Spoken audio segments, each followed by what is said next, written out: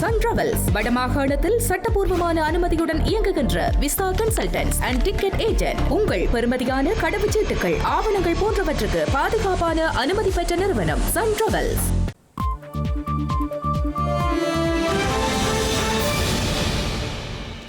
வணக்கம். இது ஐபிசி தமிழின் இரவு நேர பிரதான செய்திகள். முதலில் தலைப்புச் செய்திகள்.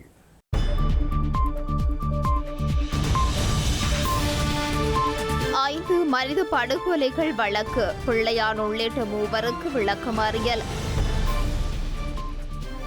ஈழத்தமிழர் புவனேஸ்வரனுக்கு நீதி கோரி பிரான்சில் அமைதி பேரணி, வெளிப்படையான விசாரணை நடத்துமாறு கோரிக்கை. மக்களின் காணிகளுக்குள் இராணுவம் ஆட்சி செய்வதை அனுமதிக்க முடியாது, வேலன் சுவாமி தெரிவிப்பு. வவுனியா தாதியர் கல்லூரியில் குழப்பம், சான்றிதழ் வழங்காமல் இழுத்தடிப்பதாக மாணவர்கள் குற்றச்சாட்டு. உயர்தர பரீட்சையை பிற்போடுமாறு கம்மன்வில கோரிக்கை, நீதிமன்றத்தை நாடவுள்ளதாக தெரிவிப்பு. பிரித்தானியாவில் 16 வயதிற்குட்பட்டவர்கள் சமூக ஊடகங்களை பயன்படுத்த தடை, பிரதமர் அறிவிப்பு.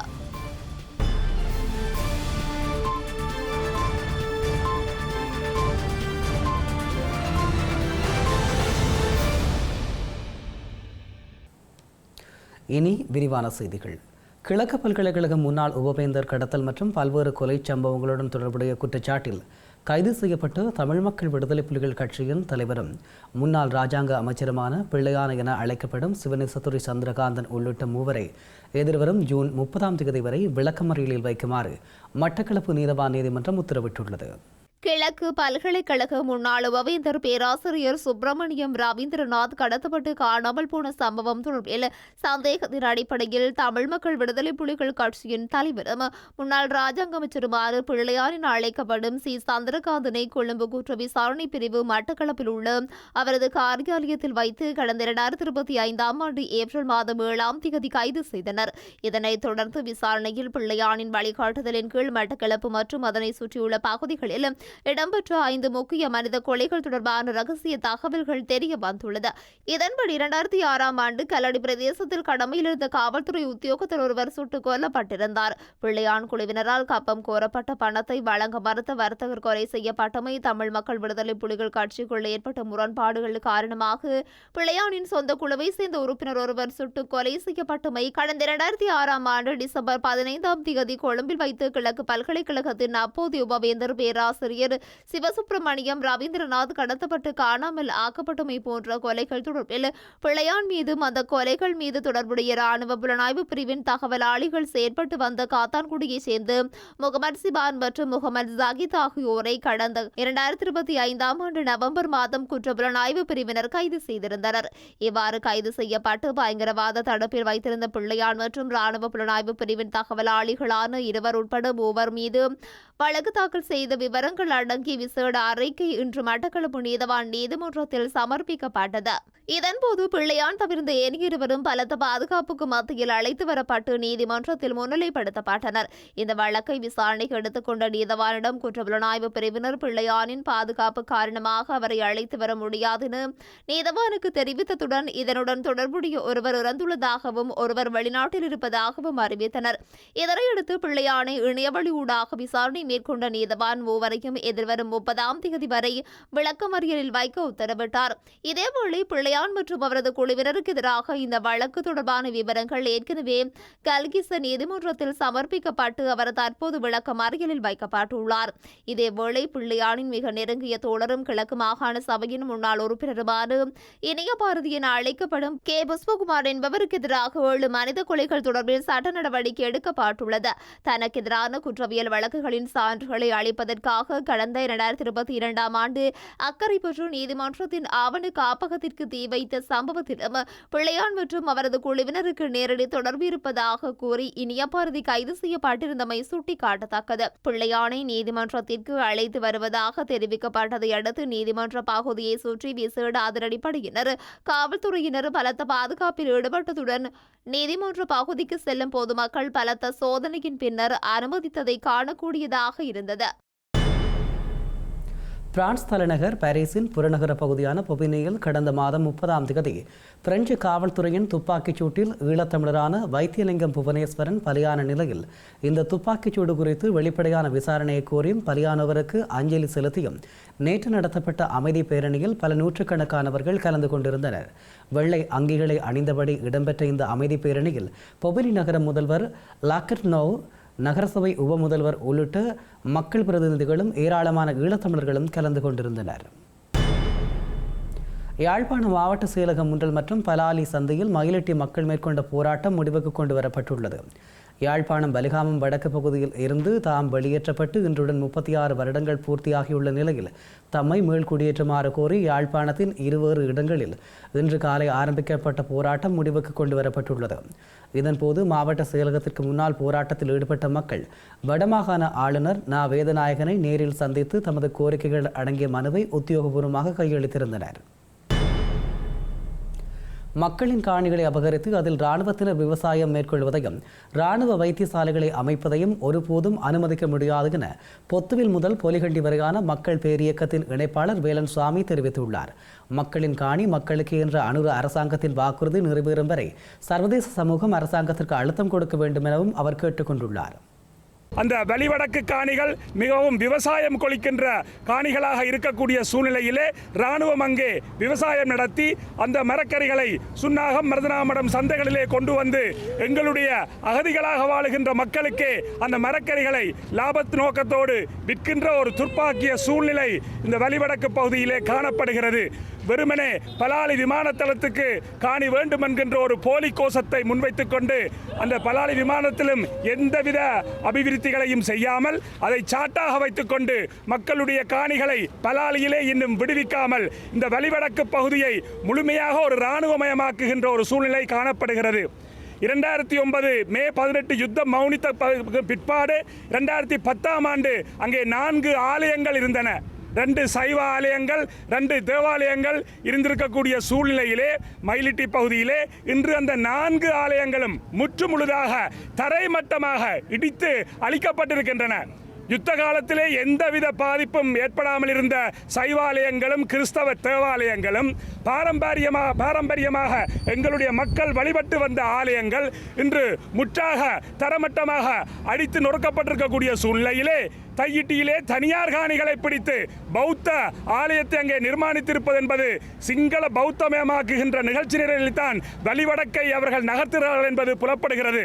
இராணுவ வைத்தியசாலையை மக்களுடைய எதிர்ப்பையும் பொருட்படுத்தாமல் தனியார் காணிகளை கையகப்படுத்தி இராணுவத்தினருக்கு இங்கே வைத்தியசாலை கட்டுவது என்பது முற்றுமுழுதாக ஏற்றுக்கொள்ளப்பட முடியாதது.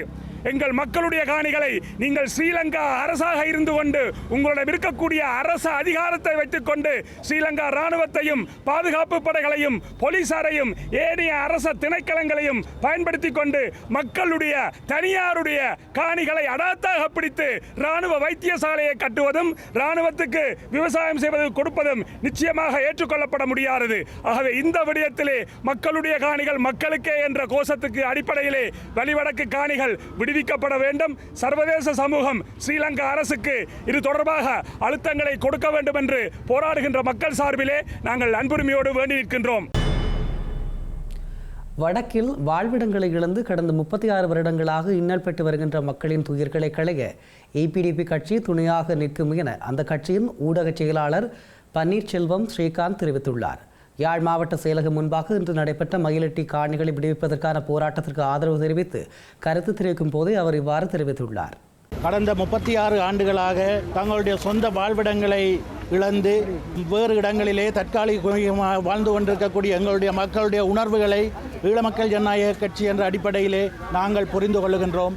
அந்த மக்களுக்கு ஒரு நிரந்தரமான தீர்வு கிடைக்க வேண்டும் என்ற விடயங்களிலும் நாங்கள் உறுதியாக இருக்கின்றோம். கடந்த காலங்களிலே எங்களுடைய செயலாளர் நாயகம் தோழர் டக்ளஸ் தேவானந்தா அவர்கள் அதிகாரத்திலே இருந்தவர் என்ற அடிப்படையிலே அவருடைய ஆட்சி காலத்திலே சுமார் 18,000 ஏக்கர் நிலப்பரப்புகள் அரச காணிகள் அல்லது தனியார் காணிகள் விடுதலை செய்யப்பட்டிருக்கின்றன, காணி உரிமையாளர்களுக்கு வழங்கப்பட்டிருக்கின்றன.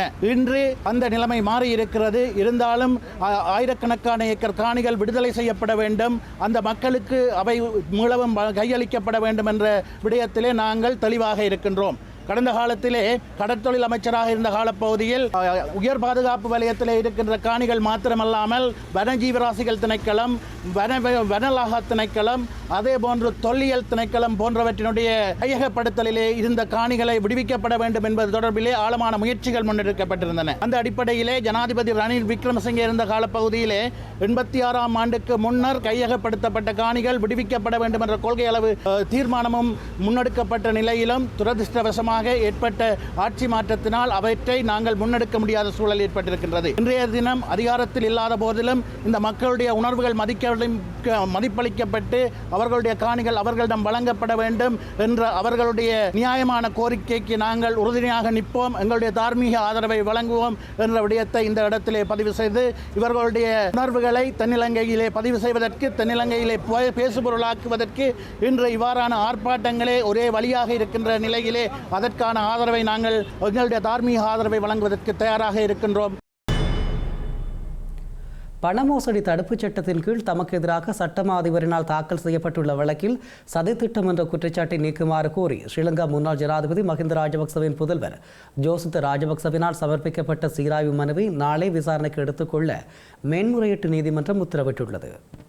அமல் ரணராஜா மற்றும் கலாநிதி சுமது பிரேமச்சந்திர ஆகிய நீதியரசர்கள் அடங்கிய மேன்முறையீட்டு நீதிமன்ற நீதியரசர்கள் குழாம் முன்னிலையில் இந்த மனு விசாரணைக்கு எடுத்துக் கொள்ளப்படவுள்ளது. இதற்கு முன்னர் இந்த மனு பரிசீலிக்கப்பட்ட சந்தர்ப்பத்தில் யோசித ராஜபக்ச சார்பில் முன்னிலையான சட்டத்தரணி தமது கட்சிக்காரருடன் டெய்சி ஃபாரஸ்ட் என்ற பெண்மணி பிரதிவாதியாக பெயரிடப்பட்டிருந்த போதிலும் பின்னர் அவர் சட்டமா அதிபரினால் விடுவிக்கப்பட்டதாக சுட்டிக்காட்டினார். அவ்வாறானதொரு பின்னணியில் தமது கட்சிக்காரருக்கு எதிராக மாத்திரம் சதித்திட்டம் என்ற குற்றச்சாட்டை முன்வைப்பது சட்டத்திற்கு முரணானது என்றும் சட்டத்தரணி வாதிட்டிருந்தார். எனினும் சட்டமா அதிபர் சார்பில் முன்னிலையான பிரதி சொலிசிட்டர் ஜெனரல் ஜனக பண்டார ஒரே ஒரு பிரதிவாதிக்கு எதிராக வேணும் சதித்திட்டம் என்ற குற்றச்சாட்டை முன்வைக்க முடியும் என வலியுறுத்தினார். இதற்கமைய இந்த விடயம் தொடர்பில் நாளை முழுமையான விசாரணையொன்றை நடத்துவதற்கு மேன்முறையீட்டு நீதிமன்றம் உத்தரவிட்டுள்ளது. வவுனியா வைரவ புளியங்குள பகுதியில் அமைந்துள்ள தனியார் தாதியர் கல்லூரி ஒன்றில் இன்று குழப்ப நிலை ஏற்பட்டதைத் தொடர்ந்து காவல்துறையினர் வரவழைக்கப்பட்டுள்ளனர். வவுனியா வைரவ புளியங்குளத்தில் அமைந்துள்ள தனியார் தாதியர் கல்லூரி ஒன்றில் தாதிய கற்கை நெறிகளை பயில்வதற்காக மாணவர்களிடம் பதிவுகள் மேற்கொள்ளப்பட்டுள்ளது. அதற்காக ஒவ்வொரு மாணவர்களிடமிருந்தும் 1,00,000க்கும் அதிகமான பணம் பகுதியாக அறவிடப்பட்டதாக மாணவர்கள் தெரிவிக்கின்றனர். பதிவுகள் மேற்கொள்ளும் போது கற்கை நெறி முடிவில் அங்கீகாரமுள்ள சான்றிதழ் வழங்கப்படும் என கல்லூரி நிர்வாகிகளால் மாணவர்களுக்கு கூறப்பட்டுள்ளது. எனினும் கற்கை நெறி முடிவடைந்து நீண்ட நாட்களாகியும் அந்த சான்றிதழ் வழங்கப்படவில்லை என மாணவர்கள் ஆதங்கம் வெளியிட்டுள்ளனர். இதனையடுத்து கல்லூரியின் நிர்வாகிகளுக்கும் மாணவர்களுக்கும் இடையில் இன்று குறித்த வளாகத்தில் கலந்துரையாடல் ஒன்று இடம்பெற்றது.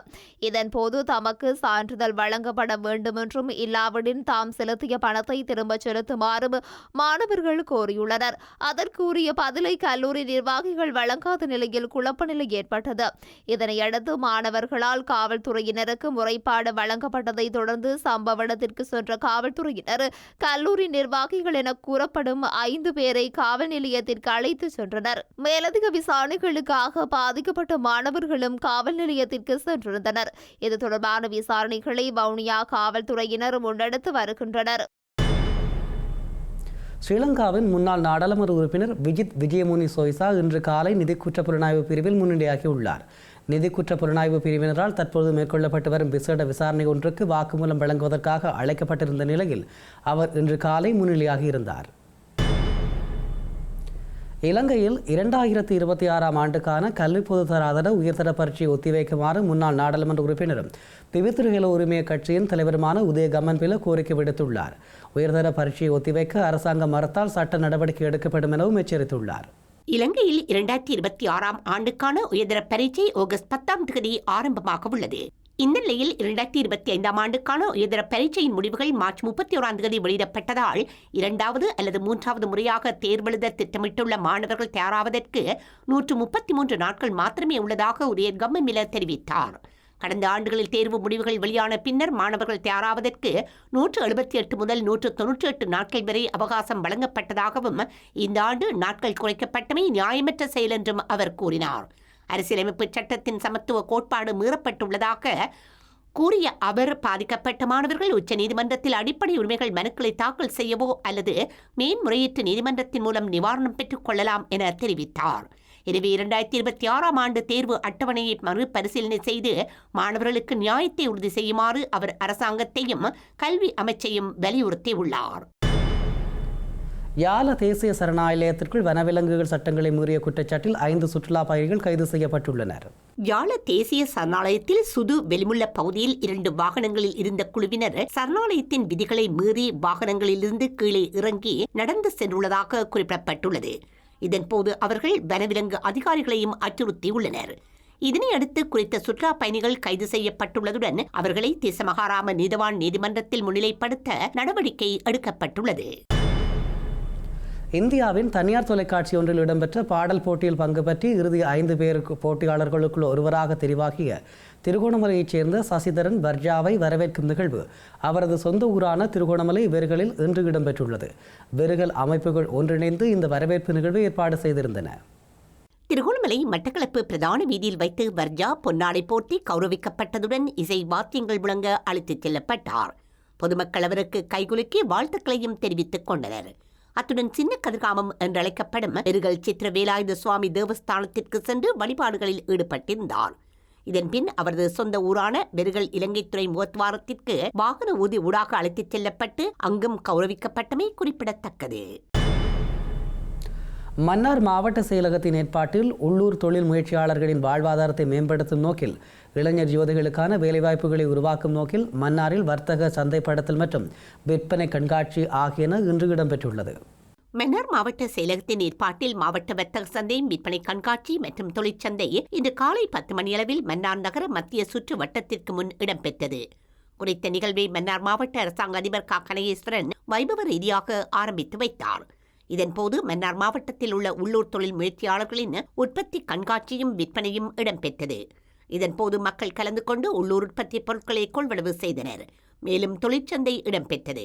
பல்வேறு தொழில் வழங்குனர்கள் கலந்து கொண்டதோடு வேலை வாய்ப்புகளுக்காக காத்திருக்கின்ற இளைஞர் யுவதிகள் நூற்றுக்கணக்கானவர்கள் கலந்து கொண்டதோடு விண்ணப்பங்களையும் பதிவு செய்துள்ளமை குறிப்பிடத்தக்கது. பிரித்தானியாவில் 16 வயதுக்குட்பட்ட இளையோருக்கு சமூக ஊடகங்கள் தடை செய்யப்படும் என இன்று பிரதமர் கே ஸ்டாமர் அறிவித்துள்ளார். கடந்த ஆண்டு டிசம்பரில் 16 வயதுக்குட்பட்ட இளையோருக்கு சமூக ஊடக தடையை அறிமுகப்படுத்திய உலகின் முதல் நாடாக ஆஸ்திரேலியா உருவான பின்னர் படிப்படியாக இந்த தடை சில நாடுகளில் நடைமுறைக்கு வருகின்றன. அந்த வகையில் பிரித்தானியாவில் 16 வயதுக்குட்பட்ட இளையோருக்கு சமூக ஊடகங்கள் தடை செய்யப்படும் என இன்று அறிவித்த பிரதமர் கே ஸ்டாமர் எதிர்வரும் கிறிஸ்துமஸுக்கு முன்னர் இந்த தடை நடவடிக்கைக்குரிய நடவடிக்கைகள் எடுக்கப்படும் எனவும் குறிப்பிட்டுள்ளார். இதன் பின்னர் 2027 ஆண்டின் வசந்த காலத்திற்குள் இந்த தடை வரும் எனவும் டிக்டாக், ஸ்னாப்சாட் மற்றும் இன்ஸ்டாகிராம் ஆகியவற்றுக்கும் இந்த தடை பொருந்தும் எனவும் அறிவிக்கப்பட்டுள்ளது. இளைஞர்களை பாதுகாப்பதற்கும் இரவு நேரங்களில் அவர்கள் ஆரோக்கியமற்ற முறையில் கைபேசிகளை பார்க்கும் பழக்கத்தை கட்டுப்படுத்துவதற்கும் அரசாங்கம் வகுத்துள்ள திட்டங்களின் ஒரு பகுதியாக இந்த நடவடிக்கை வருவதாக அறிவிக்கப்பட்டுள்ளது. அமெரிக்காவும் ஈரானும் தமக்கு இடையிலான இராணுவ மோதலை முடிவுக்கு கொண்டு வரும் வகையில் ஒரு புரிந்துணர்வு ஒப்பந்தத்திற்கு உடன்பட்ட நிலையில் இன்று 2 தரப்புகளும் கட்டார் தலைநகர் டோஹாவில் விரிவான பேச்சுக்களை நடத்தியுள்ளனர். எதிர்வரும் வெள்ளியன்று ஜெனீவாவில் ஒப்பமிடப்படவுள்ள இறுதி ஒப்பந்தத்தை தயாரிப்பதற்காக இந்த பேச்சுக்கள் நடத்தப்பட்டுள்ளன. அமெரிக்காவும் ஈரானும் தமக்கிடையிலான ராணுவ மோதலை முடிவுக்கு கொண்டு வரும் வகையில் செய்துள்ள உடன்பாட்டில் லெபனான் உட்பட அனைத்து முனைகளிலும் ராணுவ நடவடிக்கைகளை நிறுத்துவது, ஹோர்முஸ் நீரிணையை மீண்டும் திறப்பது, ஈரான் மீதான அமெரிக்க கடற்படை முற்றுகையை உடனடியாக நீக்குவது உட்பட்ட விடயங்கள் உள்ளன. எதிர்வரும் வெள்ளியன்று ஜெனீவாவில் ஒப்பமிடப்படவுள்ள இறுதி ஒப்பந்தத்தை தயாரிப்பதற்காக இன்று 2 தரப்புகளும் கட்டார் தலைநகர் டோஹாவில் விரிவான பேச்சுக்களை நடத்திய பின்னர் ஜெனீவாவில் பாகிஸ்தான் மற்றும் கட்டார் ஆகிய நாடுகளின் ஆதரவிலும் சர்வதேச நாடுகளின் முன்னிலையிலும் இந்த ஒப்பந்தம் கைச்சாத்த நிகழ்வை செய்வது என உடன்பாடு கண்டுள்ளதாக தெரிகின்றது. செய்திகளின் நிறைவாக மீண்டும் தலைப்புச் செய்திகள்.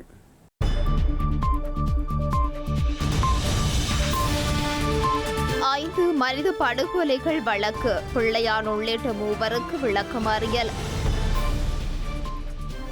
ஈழத்தமிழர் புவனேஸ்வரனுக்கு நீதி கோரி பிரான்சில் அமைதி பேரணி, வெளிப்படையான விசாரணை நடத்துமாறு கோரிக்கை. மக்களின் காணிகளுக்குள் இராணுவம் ஆட்சி செய்வதை அனுமதிக்க முடியாது, வேலன் சுவாமி தெரிவிப்பு. வவுனியா தாதியர் கல்லூரியில் குழப்பம், சான்றிதழ் வழங்காமல் இழுத்தடிப்பதாக மாணவர்கள் குற்றச்சாட்டு. உயர்தர பரீட்சையை பிற்போடுமாறு கம்மன்வில கோரிக்கை, நீதிமன்றத்தை நாடவுள்ளதாக தெரிவிப்பு. பிரித்தானியாவில் 16 வயதிற்குட்பட்டவர்கள் சமூக ஊடகங்களை பயன்படுத்த தடை, பிரதமர் அறிவிப்பு.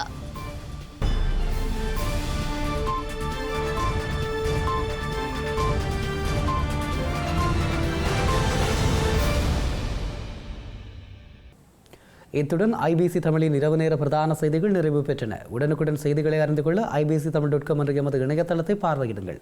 வணக்கம்.